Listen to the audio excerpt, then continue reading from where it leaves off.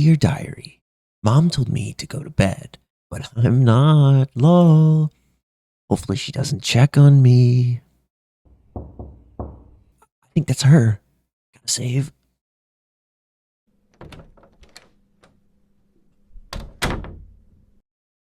Okay, I think the coast is clear. Yikes. She almost caught us. That would have been brutal. Thank goodness I saved my game in time. Saving your data is a super important part of life in this age of technology that we live in. Like our diary situation here, our protagonist can continue writing after Mom leaves, thanks to the ability to save their progress. For modern gaming, this allows players to spend dozens of hours over multiple sessions to fully explore and experience the games that developers pour their hearts and souls into. The ability to save your progress has given the developers more freedom to make bigger and better games without having to design them to be playable in one sitting.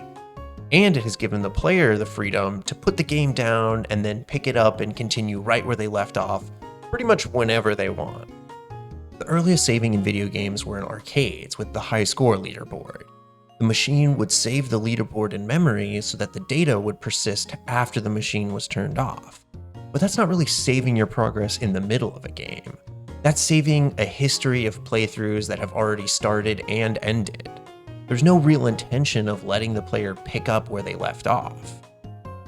The first type of saving that let you continue your progress was password-based saves. The game would generate a password that could be written down or memorized and then re-entered the next time you play to essentially recreate the game where you left off. As games got more and more complex, it became impossible to reasonably store all of the save data needed to accurately resume the game into one singular password that someone could write down and then re-enter. The next step was to use internal and external memory storage like cassettes, floppy disks, CDs, memory cards, and then eventually hard drives and SSDs. All of these storage devices do pretty much the same thing, but could store more and more data as technology evolved. A GBA cartridge has some amount of internal storage for save data, depending on the game, ranging from 4 kilobytes to 1 megabyte. I think everyone understands the idea of saving and what saving is, but what actually needs to happen for a game to save onto one of these cartridges? Game Boy Advance combines the persistent save data between power cycles that the arcade machine used and the game state data of the password method in its own method of saving data. When a GBA game is launched, save data from the cartridge can be accessed by the code from a specific spot in memory. Right when the game launches, we can read the data from that spot in memory, and then when we save, we can write the new data to that same spot. The contents of the save data for a GBA game are a super important consideration for the developers, and that can vary a lot based on the game. In Super Mario Advance, you might just need to know what world number you're on, and what level number, and if you have an item in your little bank thing, and maybe how many lives you have left. But a Pokemon game, you need to save your entire PC with all of the Pokemon data in there, as well as where your player is, what direction he's facing, what Pokemon are in your party, etc. The question ends up being, what is the bare minimum needed to let the player resume from exactly where they left off? Okay, so I answered the why we're saving the data, I figured out the where and the when that we're going to save the data, and then what data to save. Of course, I'm the one that is saving the data, so what's the how? The general idea is to have an organized bit of data in my code that I can use and modify freely, and then copy to the save memory when the game saves. And then when I turn it off and turn it back on again, and the game launches, I can make a copy of that data in my code that I can begin using again freely. Since I'm using C and C++, the perfect option for organizing the data will be a struct. Structs are really simple containers for multiple different data types, and they're essentially their own data type, which will be super helpful for coding, but we'll get to that later. And if you haven't seen my previous video on loading a CSV onto the GBA, you should check it out because I do a lot with structs there and I talk about them a lot. But this sounds perfect. I'll copy the data over when I need it and then I'll copy it back when I'm done. It's almost too perfect. And that's because it is. There's a small hiccup. The GBA can only read and write 1 byte at a time to that spot in memory. Just a quirk of the hardware. Nothing I can really do about it to get around it, so we're just gonna work with it. Again, not a huge deal, but it definitely is an inconvenience for sure.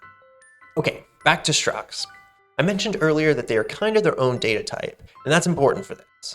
Data types are the fundamental ways that data can be represented in code. Each data type has a size in bytes that can be found with the size of function.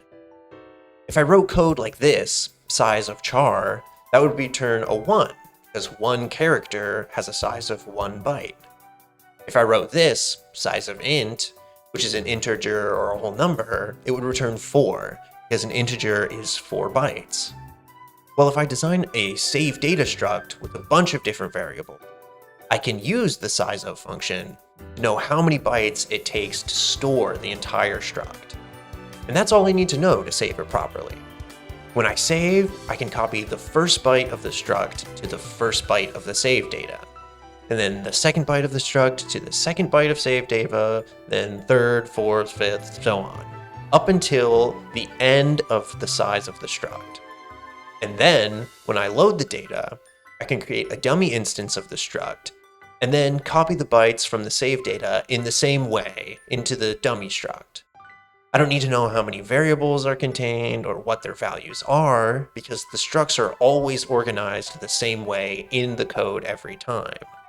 I don't need to worry about changes to the struct either, but that could actually cause some problems if I have a struct defined and then I save it, and then I change the struct and then try to load it. But I'll just be really careful about avoiding that situation and make sure to update my save file frequently.